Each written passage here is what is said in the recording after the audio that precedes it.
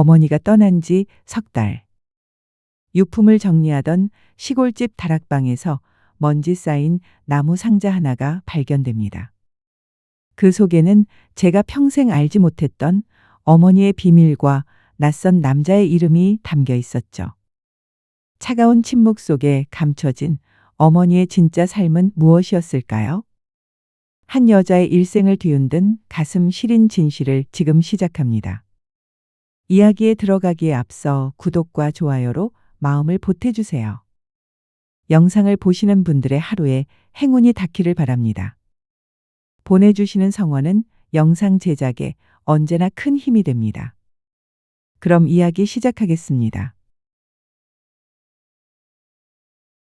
차창 밖으로 익숙한 풍경들이 속절없이 스쳐 지나갔습니다. 고속도로를 벗어나 좁은 국도로 접어들자 먼지 쌓인 기억 속 어릴 적 뛰어놀던 논밭이 그대로의 모습으로 나타났습니다. 변한 건 아무것도 없는데 그 세월을 정면으로 맞은 저만 훌쩍 나이를 먹어버린 것 같아 마음이 씁쓸했습니다. 조수석에 앉은 딸 지우가 제 얼굴을 힐끗힐끗 살폈습니다. 아이는 항상 제 기분을 귀신같이 알아챘습니다. 제 눈가에 어린 망설임을 읽은 모양입니다. 엄마, 괜찮아? 응, 괜찮아. 짧게 대답했지만 사실은 전혀 괜찮지 않았습니다. 어머니가 돌아가신 지 벌써 석 달. 명절이니 날이 풀리면 가니 하는 핑계들로 시골집 정리를 계속 미뤄왔습니다. 하지만 진짜 이유는 따로 있었습니다. 그 집에 가면 정말 어머니가 이 세상에 안 계신다는 사실을 인정해야만 하니까요. 핸들을 잡은 손에 힘이 들어갔습니다. 그때 지우가 제 손등을 가만히 쓰다듬어 주었습니다. 엄마, 오늘은 내가 다 도와줄게. 힘든 거 있으면 다 말해. 23, 아직 어리다고 생각했는데 이렇게 엄마의 마음을 먼저 헤아려주는 아이를 보니 고마우면서도 한편으론 짠했습니다. 마을 어귀의 정자나무는 여전히 그 자리에 서 있었고 슈퍼 앞 동네 어르신들은 순희 씨 딸이 왔네 하는 표정으로 저희 차를 쳐다보셨습니다. 낡은 슬레이트 지붕과 페인트가 벗겨진 대문. 석 달간 비어있던 집은 주인 잃은 슬픔을 온몸으로 내뿜듯 을씨년스러웠습니다. 녹슨 대문 손잡이를 잡으려는데 손이 떨렸습니다. 삐걱 소리와 함께 열린 마당에는 어머니가 키우시던 고추와 상추가 바싹 말라 비틀어져 있었습니다. 현관문을 열자마자 곰팡이 냄새가 코를 찔렀지만 그 사이로 어머니 특유의 살 냄새가 희미하게 느껴졌습니다. 할머니 냄새다. 지우의 작은 중얼거림을 뒤로하고 거실로 들어섰습니다. 탁자 위에는 석 달 전 제사 때 그대로 둔 물컵이 있었습니다. 물은 다 증발하고 하얀 물때만 남은 그 컵이 꼭 어머니의 마지막 모습 같았습니다. 주방 싱크대 위 어머니가 마지막으로 쓰셨을 국자와 뒤집개가 보였습니다. 냉장고를 열어보니 곰팡이가 가득 핀 반찬통들이 줄지어 있었습니다. 어머니는 일주일에 한 번 전화를 드릴 때마다 늘 괜찮다고 바쁘니 내려오지 말라고 하셨습니다. 사실 저도 그 말이 편했습니다. 어머니의 무뚝뚝한 얼굴을 마주하는 것이 늘 어색하고 불편했으니까요. 거실 벽에 걸린 중학생 때 찍은 가족 사진을 보았습니다. 사진 속 어머니는 단 한 줌의 웃음도 없이 무표정하게 카메라를 보고 계셨습니다. 곁에 선 아버지도 저도 마찬가지였습니다. 우리 가족은 원래 이랬지. 따뜻한 온기 하나 없이 차갑기만 했던. 엄마, 이 사진 속 엄마 완전 어려 보여. 그런데 왜 아무도 안 웃어? 원래 그랬어, 우리 집은. 짧게 대답하고 어머니의 안방으로 향했습니다. 개켜진 이불, 돋보기와 혈압약 반쯤 열린 옷장 속옷들. 이불 위에 앉아 베개를 끌어안자 참았던 눈물이 터져 나왔습니다. 평생 어머니에게 따뜻한 말 한마디 들어본 기억이 없습니다. 상을 타와도 공부는 당연한 것이라 하셨고, 아파 누워 있어도 약 먹고 자라는 무심한 말뿐이었습니다. 고등학교 졸업 때도 결혼할 때도 심지어 지우를 낳았을 때도 축하한다는 말씀 한마디 없으셨습니다. 어머니, 저는 어머니가 저를 사랑하시긴 한 건지 아직도 모르겠어요. 베개를 꽉 안고 한참을 울었습니다. 지우가 조용히 다가와 등을 쓰다듬어 주었습니다. 마음을 추스르고 주방 냉장고를 정리하기 시작했습니다. 텃밭을 보며 가끔 내려올 때마다 돈 아까우니 가져가라며 검은 비닐봉지 가득 채소를 싸주시던 어머니를 떠올렸습니다. 그것이 서툴렀던 어머니만의 사랑 표현이었을까요? 그때 다락방에 올라갔던 지우가 다급하게 소리쳤습니다. 엄마, 여기 뭔가 있어요. 엄마 좀 올라와 봐요. 심상치 않은 목소리에 사다리를 타고 다락방으로 올라갔습니다. 먼지 가득한 그곳 구석에서 지우가 낡은 나무 상자 하나를 들고 있었습니다. 녹슬어 부서진 자물쇠 사이로 뚜껑을 열자 숨이 멎는 듯한 풍경이 펼쳐졌습니다. 상자 안에는 오래된 서류와 사진들 그리고 편지들이 가득했습니다. 그중 가장 먼저 눈에 들어온 것은 2장의 혼인신고서였습니다. 하나는 어머니와 아버지의 것 그리고 다른 하나는 생전 처음 들어보는 이름 강민우라는 남자와 어머니의 것이었습니다. 2장 모두 제출 도장이 찍히지 않은 채 어머니 한평생을 품고 그곳에 잠들어 있었습니다. 떨리는 손으로 강민우라는 이름을 쓸어내리며 저는 알 수 없는 거대한 진실 앞에 마주 섰음을 직감했습니다. 다락방에서 내려온 뒤로 시간의 감각이 사라진 것 같았습니다. 손에 든 2장의 혼인신고서는 마치 뜨거운 숯덩이라도 되는 양 제 손바닥을 지저댔습니다. 밤새 안방 이불 위에 그 종이들을 펼쳐놓고 멍하니 바라보았습니다. 강민우, 어머니의 정갈한 글씨로 적힌 그 낯선 이름이 제 평생의 기억을 통째로 뒤흔들고 있었습니다. 창밖으로 푸스름한 새벽빛이 밝아올 때쯤 지우가 끓여온 차 한 잔을 내밀었습니다. 엄마, 밤새 한숨도 못 잤지? 이거 마시고 좀 쉬어. 지우야. 할머니는 왜 이 서류들을 태우지도 못하고 그 깊은 곳에 숨겨두셨을까? 버릴 수 없었던 거 아닐까? 할머니한테는 이게 평생 지키고 싶었던 진짜 삶이었을지도 몰라. 아이의 말 한마디가 가슴에 박혔습니다. 평생 차갑고 무뚝뚝했던 어머니. 그 냉담함이 사실은 이 서류 한 장을 지키기 위한 처절한 방어벽이었을지도 모른다는 생각이 들자 온몸에 소름이 돋았습니다. 그렇다면 아버지는? 평생 어머니를 윽박지르고 군림했던 아버지는 이 모든 걸 알고 계셨던 걸까? 아침 일찍 저는 부어오른 눈을 찬물로 씻어내고 마을 어귀의 정자로 향했습니다. 그곳엔 평생 이 마을을 지키며 어머니와 동년배로 지내온 김씨 할머니와 이씨 할아버지가 앉아 계셨습니다. 제가 다가가자 어르신들은 반색하며 인사를 건넸습니다. 순인의 딸내미 아니요? 고생이 많네. 집 정리는 좀 돼가나? 네, 어르신, 그런데 여쭐 게 하나 있어서요. 혹시 아주 예전에 우리 엄마랑 잘 아시던 강민우라는 분 기억하세요? 순간 정자 위를 감돌던 나른한 공기가 얼어붙었습니다. 장기를 두던 이씨 할아버지는 손에 든 장기 알을 툭 떨어뜨렸고 김씨 할머니는 갑자기 먼 산을 바라보며 부채질만 해댔습니다. 강모식이?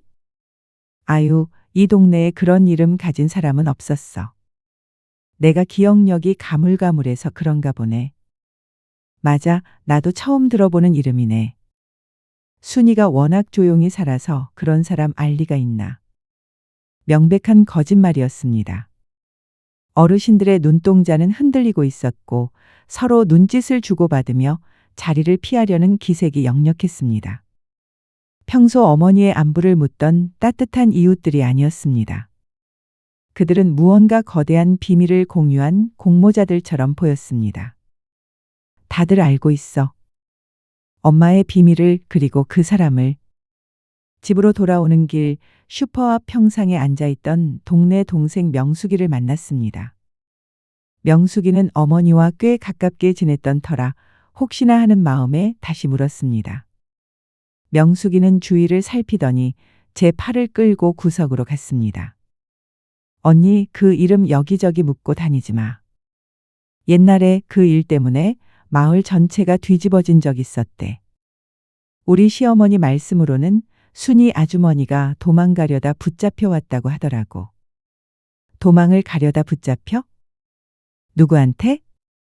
그게 언니네 아버지지 누구겠어. 그때 난리가 났었다나 봐. 근데 그 뒤로 그 남자 이름은 이 마을에서 금기어가 됐어. 아버지 성격 알잖아. 무서웠던 거. 심장이 덜컥 내려앉았습니다. 평생 엄격하고 가부장적이었던 아버지의 모습이 떠올랐습니다. 어머니를 향해 내뱉던 집구석에서 밥이나 할 것이지 어디를 나돌아다녀 라는 고함이 단순한 성격 탓이 아니었을지도 모릅니다. 어머니는 사랑하는 남자와 도망치려다 실패하고 평생을 죄인처럼 감시당하며 사셨던 걸까요? 그럼 나는 정말 누구의 딸인 거지? 어머니는 나를 보며 누구를 떠올렸을까? 집으로 돌아와 거실 벽에 걸린 가족 사진을 다시 보았습니다. 웃음기 없는 어머니의 눈동자 속에 숨겨진 거대한 슬픔이 이제야 보이기 시작했습니다. 그 무표정은 화난 것이 아니라 자신의 감정을 철저히 지워버린 여자의 가면이었습니다. 저는 다시 다락방 사다리를 올랐습니다. 그 상자 안에 분명 더 많은 이야기가 있을 것입니다. 먼지를 뒤집었으며 상자 바닥을 훑던 중 낡은 편지 봉투 사이에서 빛바랜 사진 한 장이 툭 떨어졌습니다. 젊은 시절의 어머니가 활짝 웃고 있었습니다. 태어나서 단 한 번도 본 적 없는 햇살처럼 밝은 미소였습니다. 그리고 그 옆에는 어머니의 어깨를 감싸 안은 건장한 남자가 있었습니다. 사진 뒷면에는 빛바랜 잉크로 이렇게 적혀 있었습니다. 1972년 여름, 민우와 순이. 우리의 아이와 함께할 날을 기다리며. 손이 덜덜 떨렸습니다. 1972년이면 제가 태어나기 1년 전이었습니다. 엄마, 이게 무슨 뜻이야? 우리의 아이라니. 다락방에서 발견한 사진 한 장이 제 세상을 송두리째 무너뜨렸습니다. 우리의 아이와 함께할 날을 기다리며 라는 글귀는 날카로운 칼날이 되어 제 가슴을 헤집어 놓았습니다. 1972년 제가 태어나기 1년 전의 기록. 사진 속 어머니의 그 찬란한 미소는 제가 평생 보아온 무표정한 어머니와는 전혀 다른 사람이었습니다. 거울 앞에 섰습니다. 평생 아버지를 닮지 않았다는 말을 칭찬처럼 듣고 자랐습니다. 하지만 이제 그 말은 공포로 다가왔습니다. 거울 속 제 눈매, 콧날, 입술의 선을 하나하나 뜯어보며 사진 속 그 남자의 흔적을 찾았습니다. 나는 누구를 닮은 걸까? 내가 사랑했던 아버지는 정말 나의 아버지가 맞는 걸까? 그때 어머니의 사촌 언니이자 제게는 이모뻘 되는 영자 이모가 집을 찾아왔습니다. 내가 어머니의 집에 왔다는 소식을 듣고 찾아온 것입니다. 순이도 참 끝까지 모질게도 살다 갔네. 너를 볼 때마다 걔의 속이 얼마나 문드러졌을까. 이모, 그게 무슨 말씀이세요? 엄마가 저를 볼 때 왜 속이 문드러져요? 이모는 아차 싶은 듯 입을 다물었지만 제가 집요하게 매달리자 결국 긴 한숨과 함께 말을 뱉었습니다. 너는 내 아비를 하나도 안 닮았어. 성격도 외모도. 그래서 내 아버지가 살아생전 너를 그렇게 서먹하게 대했던 거야. 순이가 너를 가졌을 때 마을에 흉흉한 소문이 돌았거든. 내 아버지가 자기 자식 아니라고 한바탕 난리를 피웠던 적도 있고. 심장이 바닥으로 툭 떨어지는 기분이었습니다. 어렴풋이 기억납니다. 어린 시절 아버지는 유독 저를 안아주거나 예뻐해 주지 않으셨습니다. 제가 상을 타와도 아파서 누워 있어도 아버지는 늘 어머니 뒤에서 서늘한 눈빛으로 저를 바라보곤 하셨습니다. 그때는 그저 아버지가 무뚝뚝한 분이라 생각했는데 그게 아니었던 겁니다. 나는 어머니에게는 아픈 상처였고 아버지에게는 지우고 싶은 오점이었던 걸까. 이모가 떠난 뒤 텅 빈 집안에 홀로 남겨진 기분이었습니다. 석 달 전 어머니가 돌아가신 뒤 느꼈던 슬픔과는 또 다른 세상 천지에 저 혼자만 덩그러니 남겨진 듯한 지독한 고독이었습니다. 벽에 걸린 가족 사진 속 무표정한 세 사람의 얼굴이 이제야 이해가 갔습니다. 그 사진은 가족의 기록이 아니라 서로의 진실을 외면한 채 버텨온 사람들의 감옥이었습니다. 주방으로 가 지우가 사다 놓은 유전자 검사 키트를 만지작거렸습니다. 손가락 끝이 미세하게 떨렸습니다.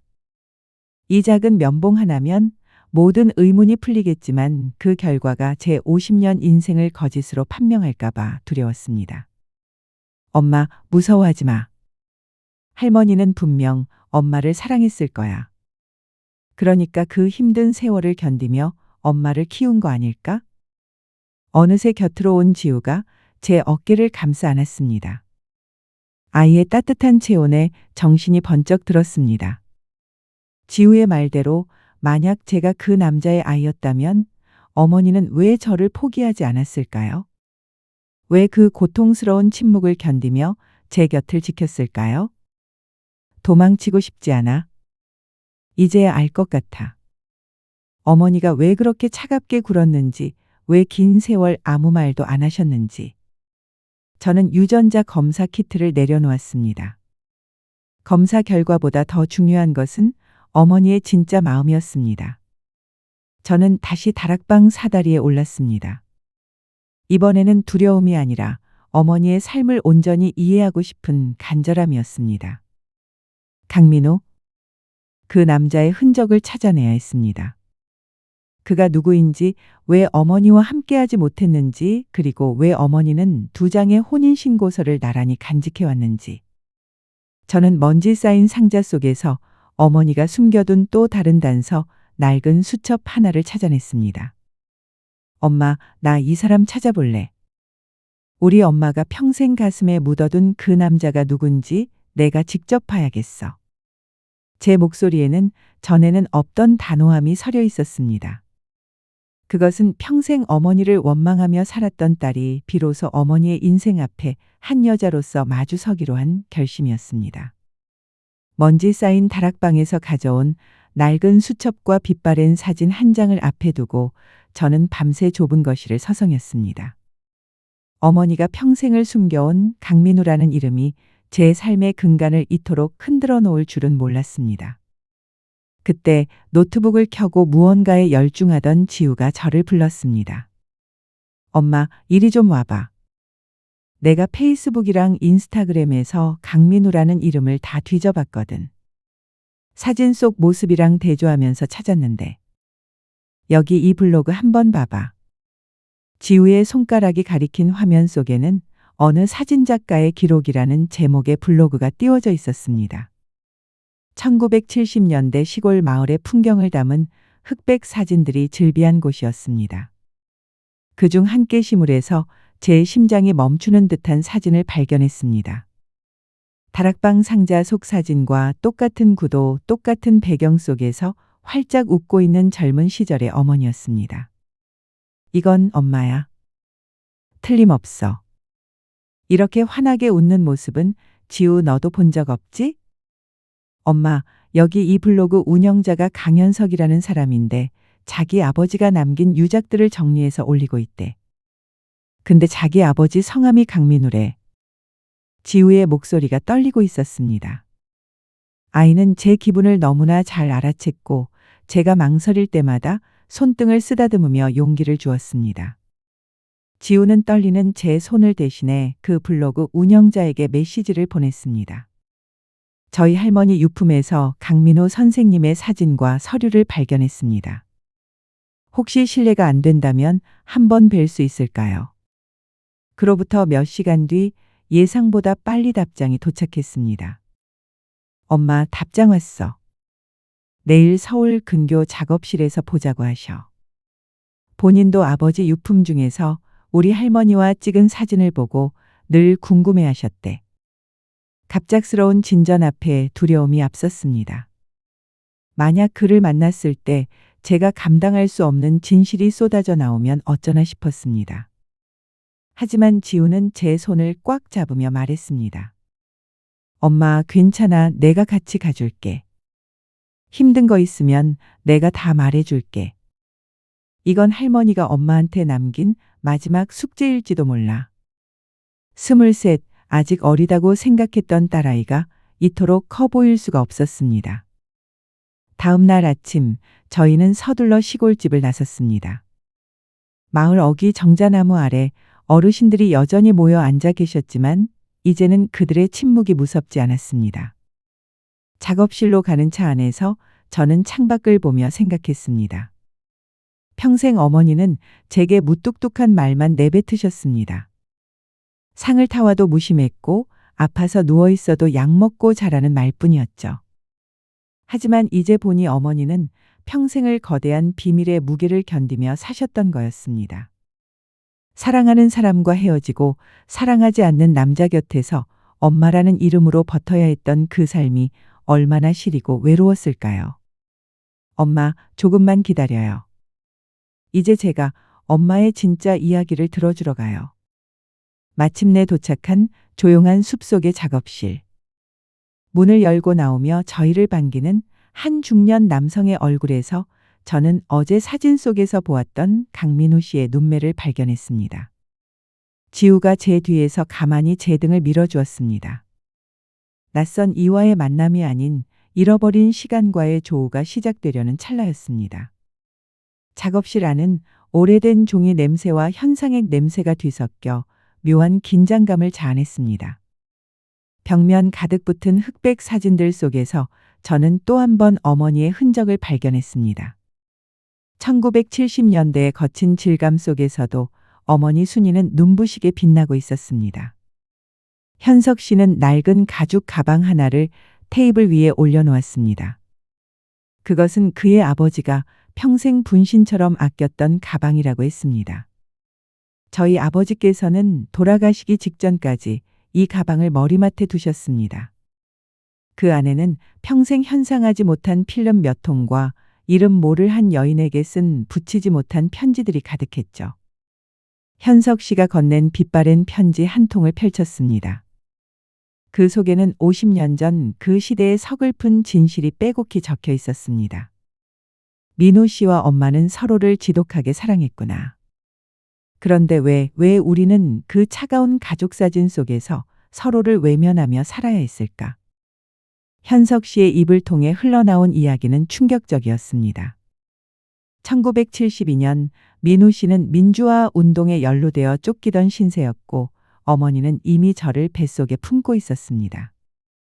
민우 씨가 붙잡혀 가기 직전 두 사람은 서로의 이름이 적힌 혼인신고서를 작성했지만 끝내 제출하지 못했습니다. 그때 어머니를 거두어 준 사람이 바로 제 기억 속의 아버지였습니다. 그분, 지우 씨의 아버지는 순이 아주머니를 오래전부터 흠모하셨대요. 저희 아버지가 잡혀가고 아주머니가 공경에 처하자 지우 씨 아버지는 아이를 내 자식으로 키워줄 테니 내 아내가 되어달라는 조건을 내걸었다고 들었습니다. 심장이 멈춰버리는 것 같았습니다. 제가 평생 무서워하고 원망했던 아버지는 사실 제 친아버지가 아니었습니다. 하지만 그는 저희 이름을 제 호적에 올리는 대가로 어머니에게 평생의 침묵과 복종을 요구했습니다. 어머니와 아버지의 혼인신고서 역시 제출되지 않은 채 다락방에 남겨졌던 건 어머니가 끝내 자신의 마음만큼은 그분에게 허락하지 않았다는 무언의 저항이었던 겁니다. 엄마는 나를 지키기 위해 사랑하는 사람을 지우고 평생을 감옥 같은 집에서 산 거였어. 내가 아파서 누워있을 때 엄마가 왜 그렇게 멀찍이서 약만 두고 가셨는지 이제 알 것 같아. 나를 볼 때마다 떠오르는 그 남자의 얼굴이 엄마에겐 얼마나 찢어지는 고통이었을까. 어머니는 제가 상을 타와도 무덤덤했고 결혼할 때도 축하한다는 말 한마디 없으셨습니다. 저는 그것이 저를 향한 미움인 줄로만 알았습니다. 하지만 그것은 미움이 아니라 저를 볼 때마다 울컥 솟구치는 민호 씨에 대한 그리움을 억누르기 위한 처절한 몸부림이었습니다. 어머니가 건네주던 채소 가득한 비닐봉지, 그것은 어머니가 제게 허락할 수 있었던 유일하고도 안전한 사랑의 한 조각이었습니다. 엄마, 할머니는 엄마를 미워한 게 아니었어. 엄마를 세상에서 가장 안전하게 키우려고 자기 자신을 죽이고 산 거야. 지우가 제 손을 꼭 잡으며 울먹였습니다. 50년 동안 품어온 어머니에 대한 원망이 비로소 거대한 연민과 슬픔으로 바뀌어 제 눈시울을 적셨습니다. 그때 현석 씨가 가방 깊숙한 곳에서 작은 열쇠 하나 든 봉투를 꺼냈습니다. 이건 저희 아버지가 남기신 열쇠입니다. 예전에 당신 어머니께서 보내신 거라고 하셨어요. 아주머니는 안 계시지만 따님인 당신이 받으시는 게 맞을 것 같습니다. 떨리는 손으로 그 열쇠를 건네받았습니다. 그것은 닫혀있던 어머니의 다락방 그 마지막 빗장을 여는 열쇠였습니다. 서울에서 돌아오는 차 안, 차창 밖으로 스쳐 지나가는 익숙한 풍경들이 이제는 낯설게만 느껴졌습니다. 고속도로를 벗어나 좁은 국도로 접어들자 어릴 적 뛰어놀던 논밭이 보였지만 그 풍경 속에서 저만 길을 잃은 아이처럼 나이를 먹어버린 기분이었습니다. 지우는 제 기분을 알아챈 듯 걱정스러운 눈빛으로 절 쳐다봤지만 저는 그 따뜻함조차 견디기 힘들어 고개를 돌렸습니다. 시골집 대문 앞에 섰을 때 녹슨 손잡이를 잡으려던 손이 그 어느 때보다 심하게 떨렸습니다. 삐걱 소리를 내며 열린 대문 안으로 보이는 마당에 말라 비틀어진 고추와 상추들이 꼭 제 마음 같았습니다. 나는 어머니의 삶을 지켜준 딸이 아니라 어머니를 가둔 자물쇠였어.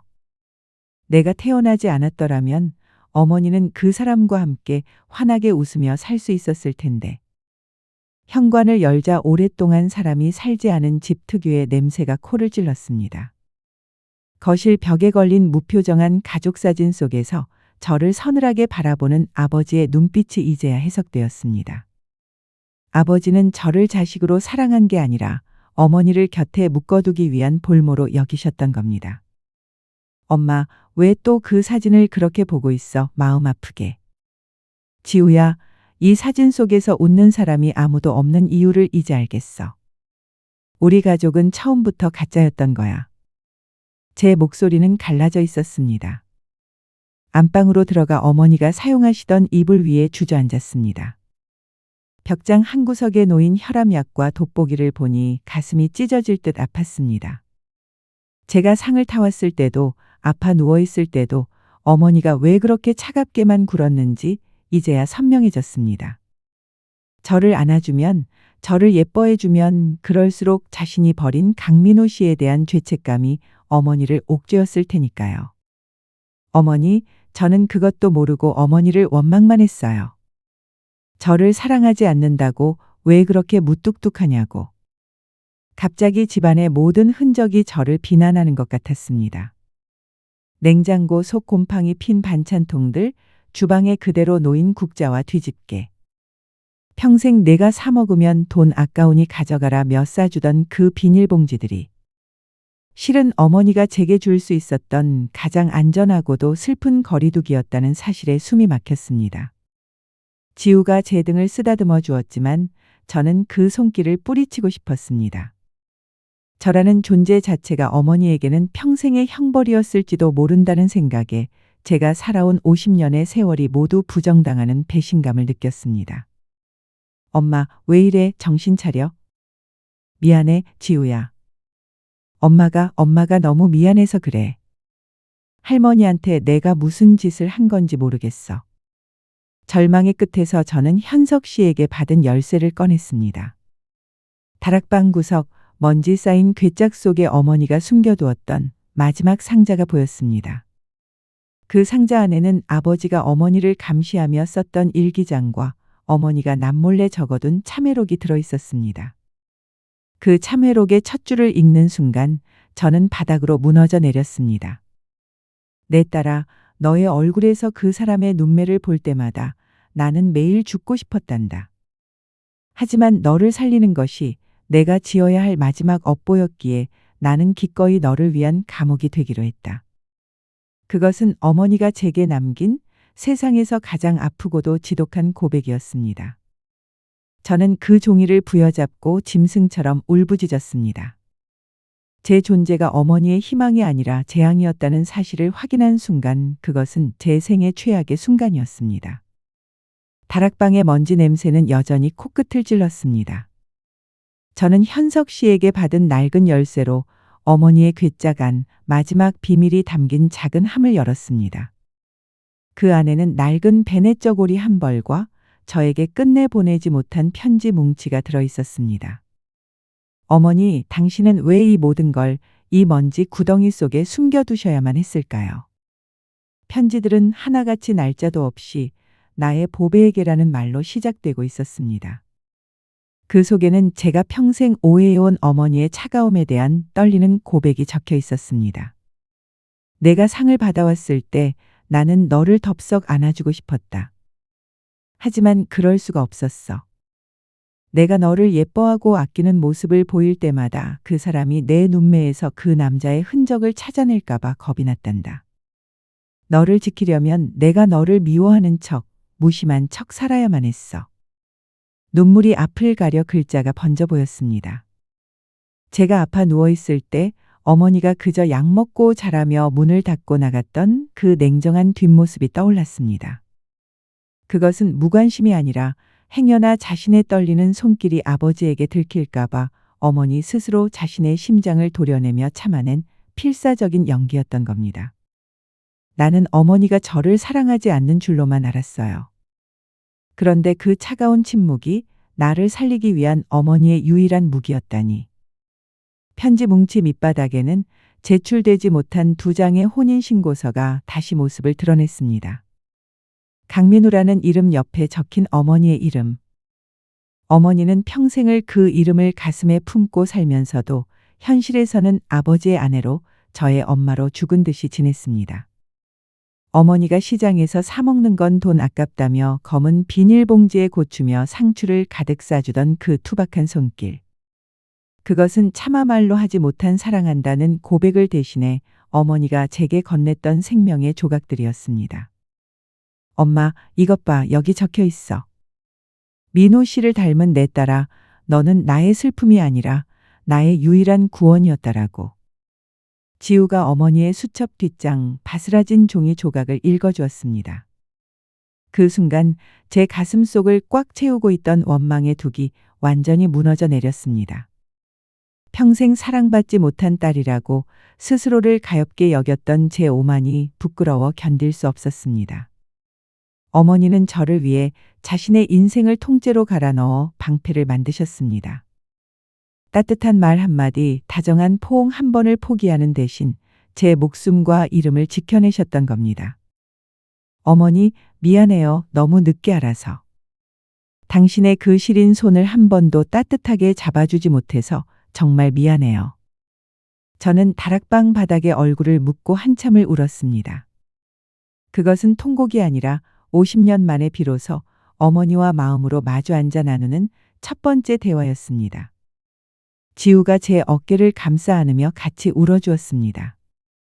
먼지 쌓인 다락방으로 석양빛이 길게 들어왔습니다.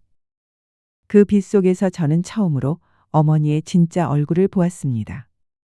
무표정한 가면 뒤에 숨겨진 세상에서 가장 뜨겁고 강인했던 한 여자의 미소를 말입니다. 시골집의 정리는 생각보다 담담하게 끝이 났습니다. 냉장고 속 반찬통들을 비워내고 닦아내자 비로소 어머니가 마지막까지 혼자 견뎌냈을 쓸쓸한 식탁이 제 모습을 드러냈습니다. 3달 전 제사 때 그대로 둔 물컵 바닥에 하얀 물때를 닦아내며 저는 비로소 어머니가 그동안 제게 했던 괜찮다, 내려오지 마라는 거짓말 뒤에 숨겨진 깊은 배려를 이해했습니다. 마당으로 나와 어머니가 가꾸시던 텃밭을 보았습니다. 비록 고추와 상추는 말라 비틀어져 있었지만 흙 속에는 여전히 생명력이 꿈틀거리고 있었습니다. 여름이면 검은 비닐봉지 가득 채소를 싸주며 내가 사 먹으면 돈 아까우니 가져가라고 퉁명스럽게 내뱉던 어머니의 목소리가 바람결에 들리는 듯했습니다. 엄마, 그 비닐봉지가 엄마가 내게 줄 수 있었던 가장 뜨거운 연애 편지였던 걸 왜 그때는 몰랐을까요? 안방 벽에 걸려 있던 그 차가운 가족 사진을 떼어냈습니다.